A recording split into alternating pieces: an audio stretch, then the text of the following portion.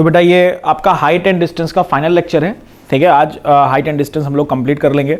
कुछ और क्वेश्चंस है, उसको डिस्कस करने के बाद हम लोग फिर नेक्स्ट चैप्टर में नेक्स्ट चैप्टर हम लोग स्टार्ट करते हैं, ठीक है। तो चलिए क्वेश्चन देखते हैं। तो बेटा देखिए सबसे पहला क्वेश्चन क्या है, the angle of elevation of an aeroplane from a point on a ground. बेटा पहले बताता हूँ, क्लास के एंड बताता हूँ, ठीक है। देखिए कह रहा है कि the angle of elevation of an aeroplane from a point on the ground is 60 degree and after a flight of 15 seconds the angle of elevation changes to 30। If the aeroplane is flying at a constant height of 1500√3 find the speed of the plane in kilometre per hour, है ना। हमको speed of the plane निकालना है kilometre per our में। तो देखिए सबसे पहली चीज़ इसमें क्या दे रखी है, जो एक एरोप्लेन है वो कितनी हाइट पे उड़ रहा है, 1500√3 की हाइट पे उड़ रहा है। उसके बाद यहाँ से उसका एंगल ऑफ एलिवेशन कितना है, 60 डिग्री है। उसके बाद 15 सेकेंड, ऑब्वियस है कि जब वो 15 सेकेंड वो मतलब जब चलेगा तो कोई कुछ ना कुछ उसकी डिस्टेंस होगी। 15 सेकेंड के बाद वो यहाँ पे आ गया और इस पोजीशन से ग्राउंड से कितना एंगल बन रहा है बेटा, एंगल ऑफ एलिवेशन कितना बन रहा है, 30 डिग्री। क्लियर। अब बेसिकली हमको क्या निकालना है कि वो जो ये पोजीशन से इस पोजीशन तक आया है तो इस पोजीशन की क्या स्पीड रही होगी, किस स्पीड से वो आगे आया है, ये बेसिकली हमको फाइंड करना है ना। तो कुछ इस तरह का फिगर बन रहा है। क्लियर, सबको फिगर दिख रहा है सही से। तो इसको स्टार्ट करने के लिए देखिए सबसे पहले क्या करना पड़ेगा, अब हमारा अप्रोच क्या होना चाहिए क्वेश्चन का, हमको स्पीड निकालनी है। स्पीड का फॉर्मूला क्या होता है बेटा, स्पीड का फॉर्मूला क्या होता है, डिस्टेंस अपॉन टाइम होता है कि नहीं होता है, बताइए। होता है ये फॉर्मूला। हाँ, अब यहां पे बेटा देखिए डिस्टेंस अपॉन टाइम का मतलब अब हमको स्पीड निकालनी है। तो डिस्टेंस का मतलब क्या है कि पहले जो प्लेन था वो इस पॉइंट पे था, फिर इस पॉइंट से वो इस पॉइंट पे आ गया, है ना। तो अगर कितना टाइम लगा, 15 सेकेंड्स। तो इसका मतलब अगर हम ये डिस्टेंस फाइंड कर लें, ए बी की डिस्टेंस फाइंड कर लें, तो हमारे पास क्या होगा, स्पीड निकालना हमारे लिए काफी आसान हो जाएगा। क्लियर। तो सबसे पहले देखिए हमें पूरी ओडी की वैल्यू निकालनी पड़ेगी, है ना। जब हम tan 30 लगाएंगे तो पूरी ओडी की वैल्यू हमको निकालनी पड़ेगी एंड देन उसके बाद ओसी की वैल्यू निकालेंगे। फिर ओडी में से ओसी लेस करोगे तो डीसी आ जाएगा, जो कि ए बी मीटर्स में कि किलोमीटर, किस में बेटा, हाइट मीटर है बेटा, ये मीटर है ना। तो अब बेटा 1500 किलोमीटर बहुत हो गया मीटर से। तो अब यहां पे बेटा बेसिकली अब आपका टारगेट क्या होना चाहिए कि आपको ए बी की वैल्यू फाइंड करनी है और ए बी किसके इक्वल है, डीसी के इक्वल है। बेटा देखिए अगर आपकी प्रैक्टिस अच्छे से होगी तो ये सब जो क्वेश्चंस है, जो सारी चीजें, देखिए फिगर मेन बनना चाहिए। अगर आप फिगर बना ले रहे हो तो क्वेश्चन बहुत आसानी से हो जाएगा। कोई शॉर्टकट वगैरह के चक्कर में मत रहना कि शॉर्टकट के चक्कर में आप अपना क्वेश्चन ही गलत कर दो, है ना। प्रैक्टिस आपकी अगर होगी अच्छे से, आपको सारी वैल्यूज पता है, प्रैक्टिस है, तो कैलकुलेशन बहुत आराम से होगा, बहुत आराम से ये क्वेश्चन आपके हो जाएंगे। कोई शॉर्टकट के चक्कर में पता लगा कोई वैल्यू गलत पुट कर दी, कुछ भी कर दिया, तो शॉर्टकट क्या है, अगर आप मैक्सिमम प्रैक्टिस कर रहे हो वही आपका शॉर्टकट है। मैक्सिमम प्रैक्टिस करोगे तो मैक्सिमम चीजें आपके दिमाग में रहेंगी, वो चीजें आपके उसमें रहेंगी, है ना। तो देखिए सबसे पहले क्या करेंगे, इन ट्राइंगल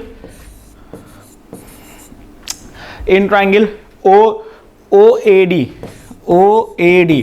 और मैं एक एक स्टेप इसलिए करके बताता हूं कि आपको पता होना चाहिए, क्योंकि क्लास में बेटा हर तरीके के बच्चे हैं। एक बच्चे वो हैं जिनको बहुत कुछ आता है, एक बच्चे वो हैं जिनको जो मीडियम है, हाँ उनको थोड़ा थोड़ा आता है, एक बच्चे वो हैं जिनको कुछ भी नहीं आता है। तो हम इस तरह का आपको पूरे स्टेप करते हैं कि जिनको कुछ भी नहीं आता है तो वो भी उस चीज़ को समझ लें, है ना।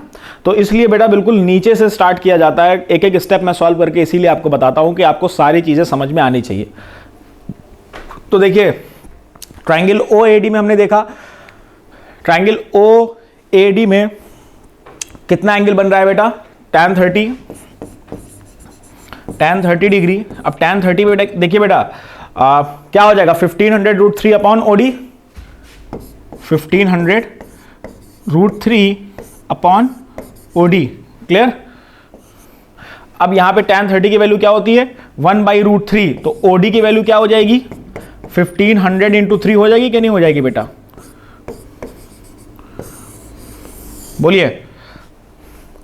किसी को कोई डाउट तो नहीं है। 1/√3 था, क्रॉस मल्टीप्लाई कर दिया, इसको इधर भेज दिया, OD की वैल्यू √3 इंटू √3 3 हो गया। क्लियर। इकरा समझ में आ रहा है बेटा। हाँ, अब उसके बाद देखिए tan 60 देखते हैं।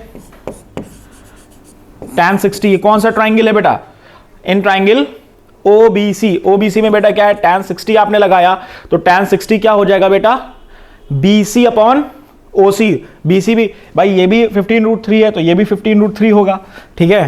तो कितना हो गया 15√3 अपॉन OC। क्लियर।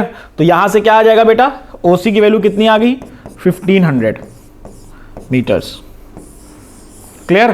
तो अब ये 1500 आ गई तो DC की वैल्यू क्या आ जाएगी, DC की वैल्यू आ जाएगी 1500 इंटू 2 आ जाएगी कि नहीं आ जाएगी बेटा। बेटा ये 3 टाइम्स 1500 है ना पूरा। जब हमने इसमें से 1500 लेस कर दिया तो कितना बचेगा 2 टाइम्स 1500। तो यहां पे क्या इसकी DC की वैल्यू क्या आ जाएगी बेटा 3000 मीटर। यहां तक के किसी को कोई प्रॉब्लम है, क्लियर है बेटा शिवम, बाकी सबको क्लियर है, नीलेश, सौम्या, सिद्धार्थ, इकरा। यस सर क्लियर है। इकरा क्लियर है बेटा। All right. तो अब देखिए हमारे पास डिस्टेंस आ गई, ए बी की वैल्यू क्या है, ये भी ये ए बी के इक्वल भी तो है ना।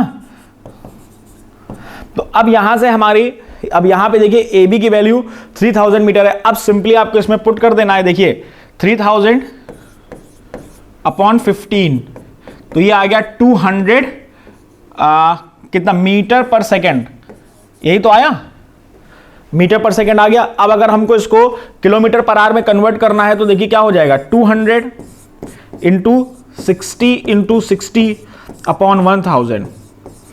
तो ये 0 से कैंसिल हो गया, ये इससे कैंसिल हो गया, तो 36 इंटू 720 किलोमीटर पर आवर की स्पीड से हमारा जहाज चल रहा है। क्लियर, क्लियर है बच्चों। Yes sir. ठीक है, तो आगे बढ़ते हैं। अगला क्वेश्चन है, 2 ships are approaching a lighthouse from a opposite direction. ठीक है, देखिए सबसे पहले एक लाइट हाउस है, अब 2 शिप्स आ रही हैं अपोजिट डायरेक्शन से। ठीक है, अपोजिट डायरेक्शन से दोनों शिप्स आई हैं। अब कह रहा था angle of depression of 2 ships from the top of the lighthouse are 30 and 45 degree. अब देखिए एक का कितना है 30 डिग्री है और एक का 45 डिग्री है। ठीक है, if the distance between the ships is 100 metres find the height of the lighthouse. अब हमको क्या निकालना है बेटा, height of the lighthouse निकालना है। तो देखिए दोनों शिप्स के बीच की डिस्टेंस 100 मीटर है। अब इसका कुछ फिगर इस तरह बनेगा। ठीक है, फिगर क्लियर है बेटा सबको, Pranav? Yes sir. Figure clear है बेटा। हाँ, तो अब बेटा बेसिकली हमको क्या करना है, हाइट निकालनी है। अब अगर हमको इसकी हाइट निकालनी है तो देखिए सबसे पहले क्या करना होगा, इन ट्राइंगल ए, इसको इस पॉइंट को भी कुछ ले लेते हैं, इसको ओ मान लेते हैं, ओ AOC, इन ट्राइंगल AOC। अगर आप AOC देखोगे तो tan 30 इज इक्वल टू कितना आ गया आपके पास, tan 30 is h upon 100 minus x। भाई BC की वैल्यू टोटल 100 है, हमने OB की वैल्यू कितनी ले ली x, तो OC की वैल्यू क्या हो जाएगी 100 माइनस x। क्लियर। तो यहां से देखिए tan 30 is equal to h upon 100 minus x हो गया। tan 30 की वैल्यू क्या होती है 1/√3 is equal to h upon 100 minus x। तो यहां से जो h की वैल्यू आ गई क्या आ गई बेटा 100 minus x upon √3। Clear, clear है बेटा। अब उसके बाद हम क्या करते हैं, इन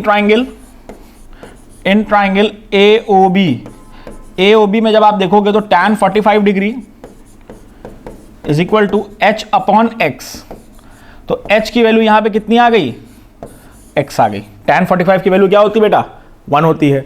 तो बस अब आप h की जगह पे x पुट कर दीजिए। जब आप यहां पे x पुट करेंगे तो ये क्या हो जाएगा, जब आपने x पुट किया तो x√3, ये x इधर प्लस में आ जाएगा, plus x is equal to 100। तो यहां से क्या आ जाएगा √3, x की वैल्यू क्या आ जाएगी बेटा,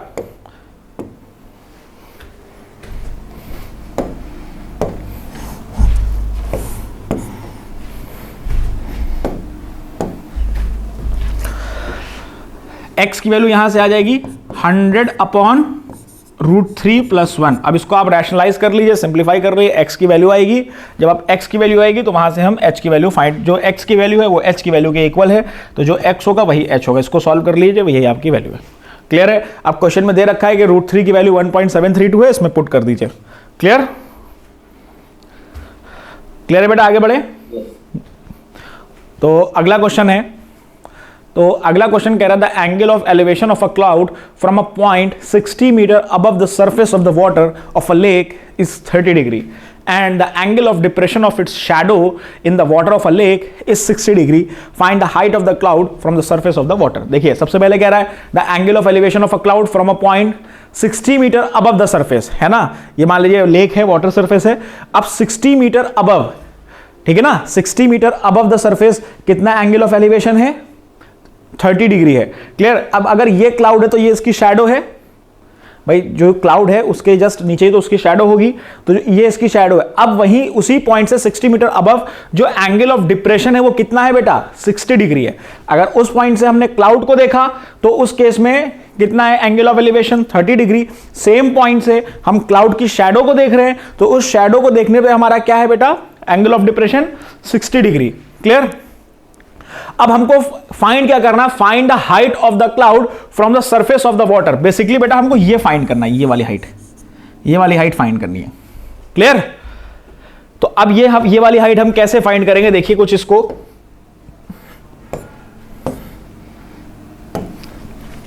अगर इसको कुछ हम फॉर्म करने की कोशिश करेंगे तो ये कुछ इस तरह बनेगा। भाई ये वाटर सरफेस है, ये वाटर सरफेस है, ये क्लाउड है, ये 60 मीटर अबव वाटर सरफेस है, और ये क्लाउड की जो डी पॉइंट है वो क्या है बेटा, क्लाउड की शैडो है। बात समझ आ रही सबको कि नहीं आ रही बेटा, बोलिए। ठीक है, तो अब देखिए सबसे पहले इन ट्राइंगल बेसिकली हमको फाइंड क्या करना है बेटा, सी एफ की वैल्यू फाइंड करनी है, सी एफ की वैल्यू फाइंड करनी है। भाई सीई की वैल्यू कितनी है, एच हमको नहीं पता है, यहां पे 60, तो जो शैडो पड़ रही होगी तो ये पूरी जो हाइट होगी वही तो ये शैडो होगी ना इसकी, that is 60 plus H. Clear. तो अब यहां पे इन ट्राइंगल ECB, अगर आप ECB में देखेंगे तो tan 30 is equal to H upon BE।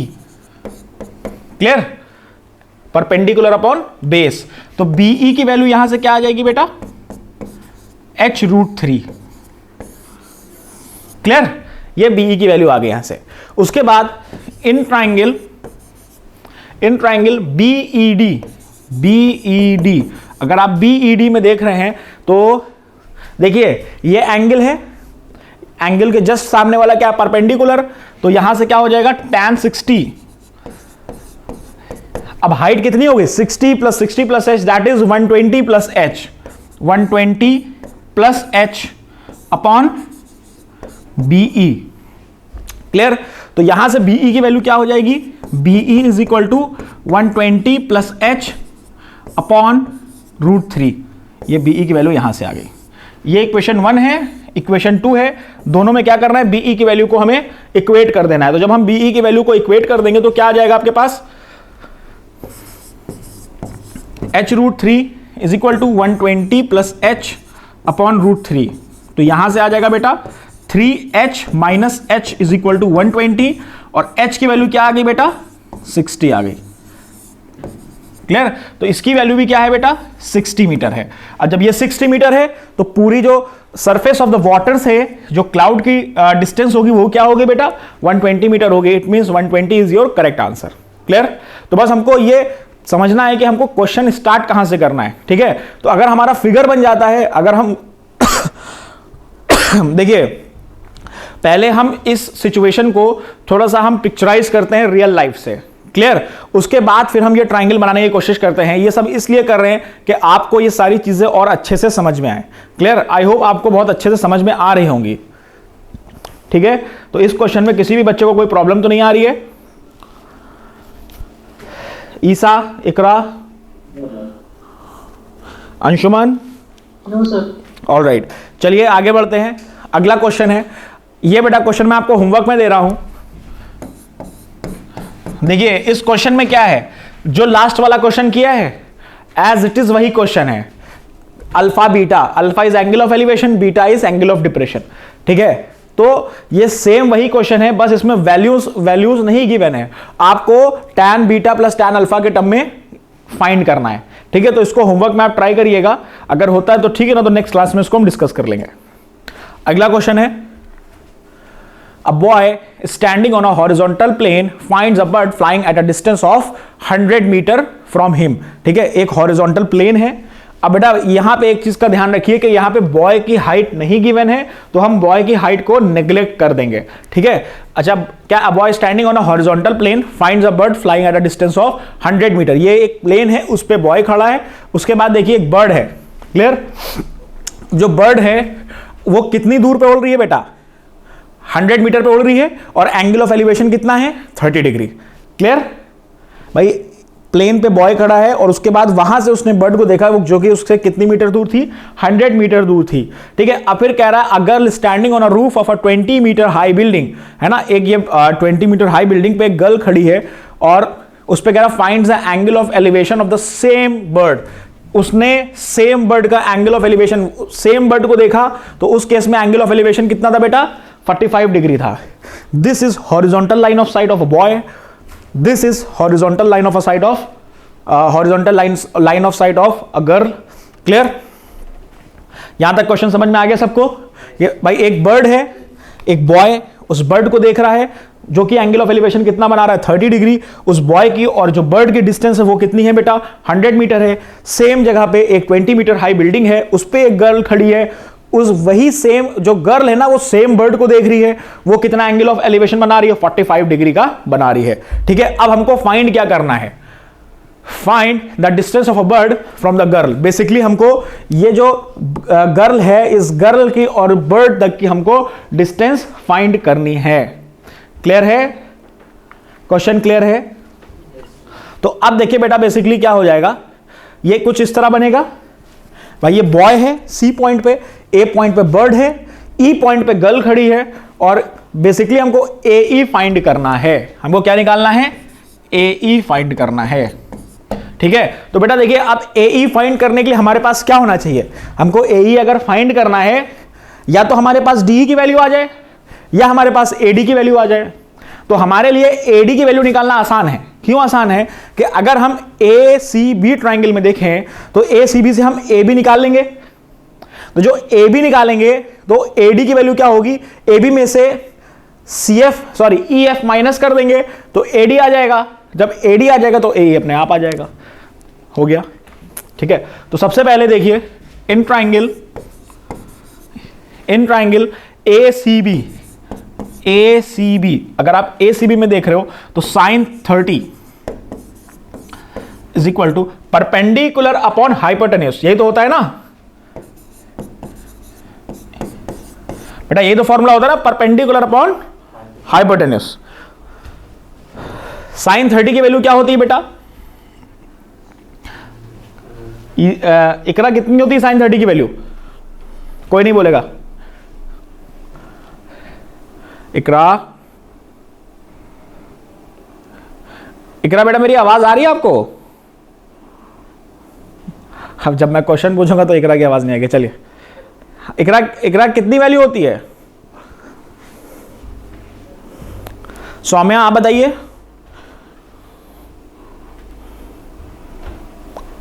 Saumya? हाँ बेटा इकरा बोलिए, साइन 30 की वैल्यू बताइए।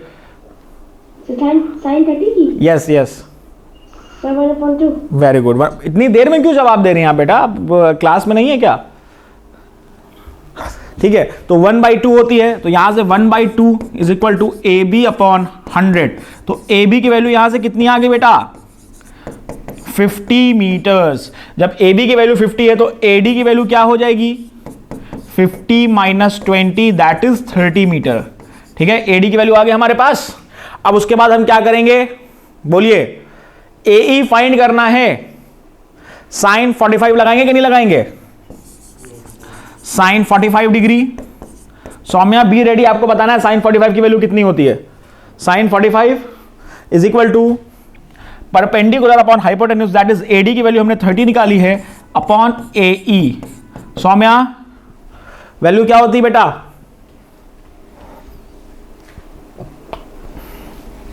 सिद्धार्थ आप बता दीजिए।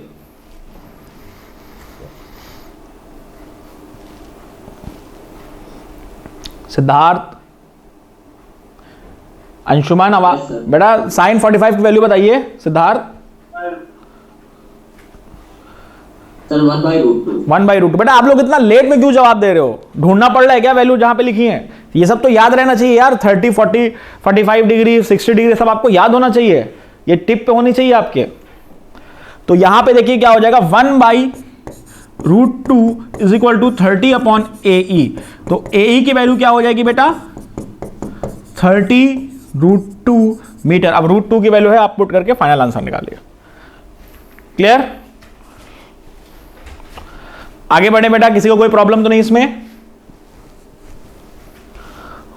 ऑल राइट, चलिए अगला क्वेश्चन देखिए क्या है। A bird is sitting on a top of a tree, it observe a insect on a ground making an angle of depression of 30 degree. The bird catches the insects in 12 seconds with the speed of 300 metre per minute. What is the height of the tree? बेटा देखिए एक tree पे क्या है, एक tree पे bird बैठी है।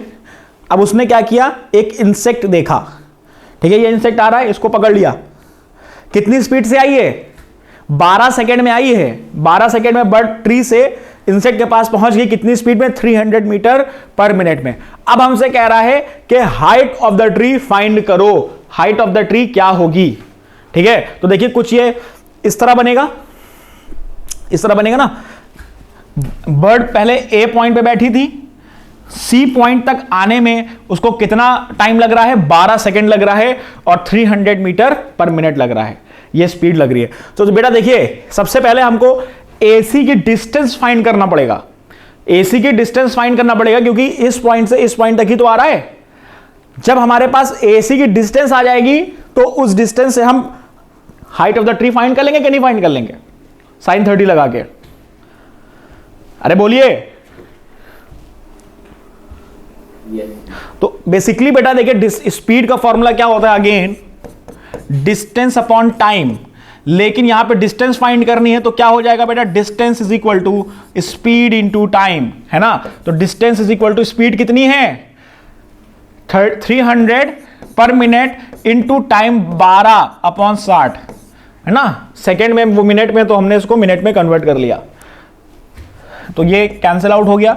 2 जा, तो कितनी बेटा डिस्टेंस कितनी आ गई? यहां से 60 मीटर आ गई कि नहीं आ गई? है ना। अब उसने 60 मीटर की डिस्टेंस कवर करी है, कितनी स्पीड में? 300 मीटर पर मिनट में। 12 सेकेंड में पहुंच गई थी। 12 सेकेंड में उसने 60 मीटर की डिस्टेंस कवर करी बर्ड ने, ठीक है। तो अब हमारे पास ये 60 मीटर आ गया। तो अब देखिए sin 30 perpendicular upon hypotenuse, that is 60। 1/2 is equal to h/60। तो h की वैल्यू कितनी आ गई? 30 मीटर। किसी को कोई दिक्कत क्वेश्चन में? No sir. सबको क्लियर है? क्वेश्चन देखने में काफी टफ लग रहा था कि कैसे क्या होगा, लेकिन देखिए अब आप, अगर आपका कॉन्सेप्ट क्लियर है, अगर आपको पता है कि कहां पे हमको क्या चीज लगानी है, तो वहां पे देखिए सबसे पहले इसमें फाइंड करना क्या था? Height of the tree. अगर आपको स्पीड और डिस्टेंस, सॉरी टाइम और स्पीड दे रखा है, तो यहां से ऑब्वियस है कि आप डिस्टेंस फाइंड करनी है। कहां की डिस्टेंस फाइंड करनी है ये आपको सोचना है। क्लियर? तो प्लीज कोई भी शॉर्टकट वगैरह के चक्कर में मत रहिएगा, कॉन्सेप्ट क्लियर करिएगा, प्रैक्टिस करके उस क्वेश्चन को तेज करिए। तो अगला क्वेश्चन क्या है?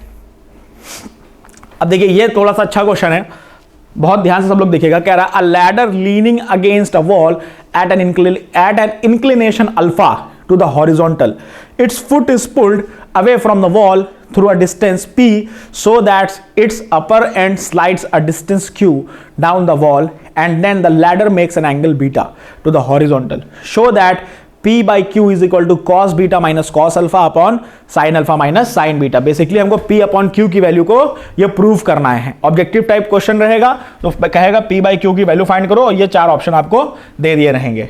क्लियर? तो देखिए सबसे पहले अगर हम देखेंगे, एक वॉल है जिसपे, एक वॉल है जिसपे देखिए लैडर है जिसका एंगल कितना है? अल्फा। उसके बाद वो वॉल को हमने थोड़ा सा खिसकाया। जब हमने उसको खिसकाया तो देखिए भाई यहां पे थी, तो थोड़ा सा हमने पीछे खिसकाया तो ये नीचे आई, और इसने एंगल कितना बना लिया? बीटा बना लिया। ठीक है, तो बेटा देखिए ये कुछ इस तरह रहेगा। कि पहले इसका पॉइंट क्या था, पहले इस पॉइंट पे थी, फिर जब हमने थोड़ा, और इसका जो फुट था वो इस पॉइंट पे था, जब हमने फुट को इस यहां से खिसका के यहां पे किया तो देखिए ये पॉइंट भी चेंज हो गया। क्लियर? लेकिन इसमें एक चीज है वो क्या नहीं चेंज हो रही है भाई, पोजीशन चेंज हो रही है, एंगल चेंज हो रहा है, एक चीज जो है वो क्या नहीं चेंज हो रही है, बताइए। अगर ये चीज आप लोग बता लेंगे तो क्वेश्चन कर लेंगे। हाँ नहीं, परपेंडिकुलर से तो भी मतलब ही नहीं ना। बताइए प्रणव। सर बेस भी तो बेटा देखिए चेंज हो रहा है ना, पहले यहां पे था फिर यहां पे आ गया, तो बेस की वैल्यू भी चेंज हो रही।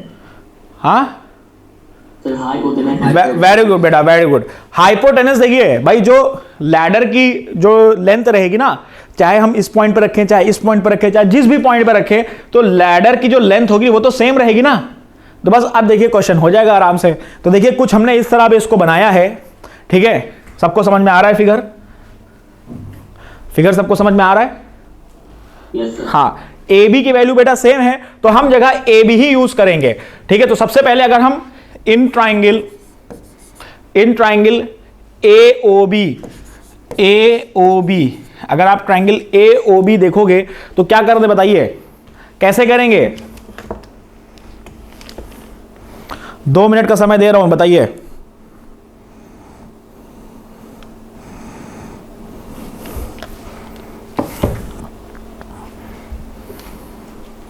भाई ए ओ बी है ना, इसमें क्या लगा दो, साइन अल्फा। साइन अल्फा जब लगाएंगे तो हमारे पास क्या आएगा, परपेंडिकुलर अपॉन हाइपोटेनस। तो परपेंडिकुलर क्या है बेटा, ओ बी अपॉन क्या है ये, A B, O B upon A B. तो साइन ओ बी कितना है, यहां से देखिए कितना आ जाएगा, Q plus M upon A B, है ना। तो यहां पे बेटा Q प्लस M कितना आ गया, साइन अल्फा ए बी। ये इक्वेशन 1 हो गई, यही तो आएगा बेटा, बोलिए Q प्लस M की वैल्यू। अब क्या करेंगे, अब हम लोग साइन बीटा फाइंड करेंगे। तो जब आप साइन बीटा फाइंड करोगे तो देखिए साइन बीटा क्या हो जाएगा, यहां से साइन बीटा जगह, अब देखिए बेटा हम लोग CD को भी AB लिख रहे हैं, दोनों इक्वल है तो CD नहीं लिख रहे हैं, हम AB लिख रहे हैं वहां पे, ठीक है। तो जब हम साइन बीटा देखेंगे तो यहां पे क्या आ रहा है, परपेंडिकुलर अपॉन हाइपोटेनस। तो यहां पे क्या है, OD upon hypotenuse is AB। Clear? तो अब देखिए यहां से OD की वैल्यू कितनी है, M है, तो M is equal to AB sine beta. ये इक्वेशन 2 आ गई। अच्छा, इक्वेशन 1 और इक्वेशन 2 से हमको क्या पता लग रहा है, इक्वेशन 1 और इक्वेशन 2 से हमें क्या पता लग रहा है कि अगर हम इन दोनों इक्वेशन को सब्ट्रैक्ट करते हैं तो हमारे पास M कैंसिल आउट हो जाएगा कि नहीं हो जाएगा, M चला जाएगा तो Q के टर्म में हमारे पास सारी चीजें आ जाएंगी। तो जब हमने इनको सब्ट्रैक्ट किया तो देखिए क्या आ जाएगा, 1 माइनस 2। जब आप 1 माइनस 2 करेंगे तो देखिए M से M कैंसिल हो गया, ठीक है। तो Q की वैल्यू क्या आ गई, AB दोनों में है तो AB कॉमन आ गया, तो AB कॉमन आ गया तो sine alpha minus sine beta आ जाएगा कि नहीं आ जाएगा, बोलिए, अरे बोलिए। इस स्टेप में किसी को प्रॉब्लम है, नीलेश, अंशुमन क्लियर है बेटा? बेटा देखिए, हम जब ये इक्वेशन 1 और इक्वेशन 2 समझ में आ गया था आपको किस तरह आई है, यस सर, है ना। तो अब हमने जब इन दोनों इक्वेशंस को देखा तो हमने क्या चीज ऑब्जर्व करी कि अगर हम इन दोनों इक्वेशन को सब्ट्रैक्ट कर देंगे तो कहीं ना कहीं हमको हमारा डिनोमिनेटर मिल जाएगा। क्यों? क्योंकि M से M कैंसिल आउट हो जाएगा, भाई M से M कैंसिल आउट हो जाएगा, Q की वैल्यू क्या आ जाएगी, sine alpha minus sine beta आ जाएगी। वही तो हमने किया है यहां पे। अब AB जो साथ में लगा है, AB को लगा रहने देते हैं, लास्ट में हम जब करेंगे तो cos बीटा के साथ भी एक AB आएगा, तो AB से AB क्या हो जाएगा, कट जाएगा। क्लियर? अंशुमन अब क्लियर है बेटा? हाँ, तो अब देखिए अगेन, अब हम अगर निकालेंगे cos अल्फा, अगर आप कॉस अल्फा निकाल रहे हैं तो कॉस अल्फा की वैल्यू क्या आएगी आपके पास, बेस अपॉन हाइपोटेनिस, यही तो आएगी। तो n अपॉन ए बी, तो यहां से n की वैल्यू क्या होगी, कॉस अल्फा ए बी। ये इक्वेशन आपकी 3 है। क्लियर।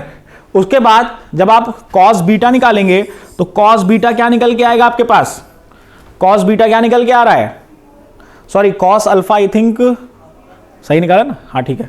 तो कॉस बीटा क्या निकल के आएगा, n plus P upon A B. भाई सही है ना, n प्लस पी तो आएगा, कॉस बीटा में क्या है, पूरा बेस है, तो पूरा बेस क्या है, n प्लस पी, यही तो है ना। Yes sir. तो अब देखिए जब कॉस बीटा क्या है, n प्लस पी, तो यहां से n प्लस पी की वैल्यू क्या आ गई, कॉस बीटा ए बी। अब आपने इन दोनों इक्वेशंस को देखा, तो अब आगे क्या हो रहा है बेटा सिद्धार्थ, अंशुमन अब आगे क्या होगा, बोलिए अंशुमन। अब दोनों इक्वेशन को देख के आपको क्या लग रहा है, क्या निकल के आएगा,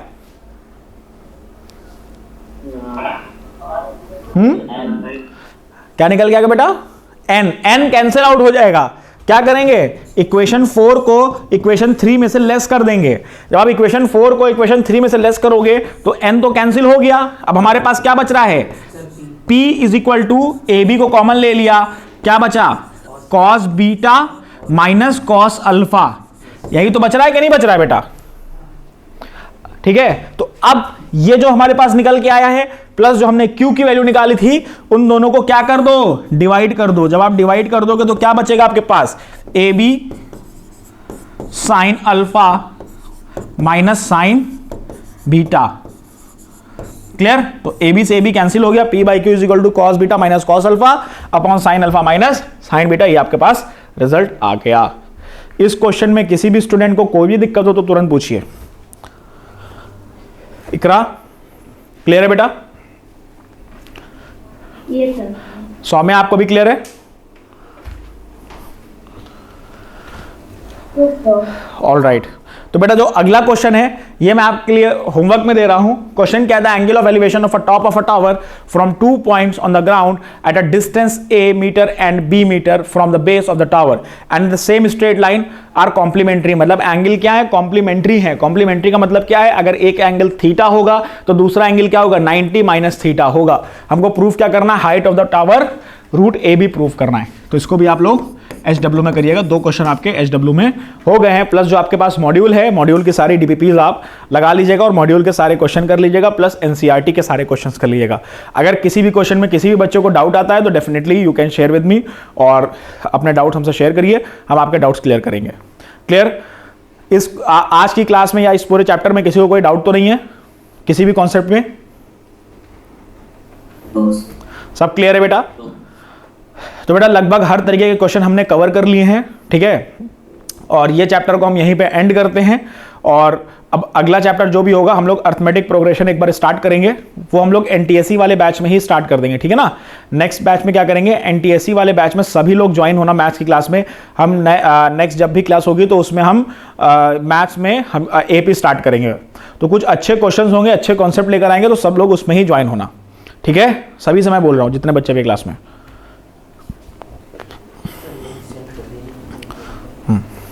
तो किसी को कोई डाउट तो नहीं, मैं क्लास एंड कर दूं, ठीक है। चलिए क्लास को एंड करते हैं। Thank you everyone.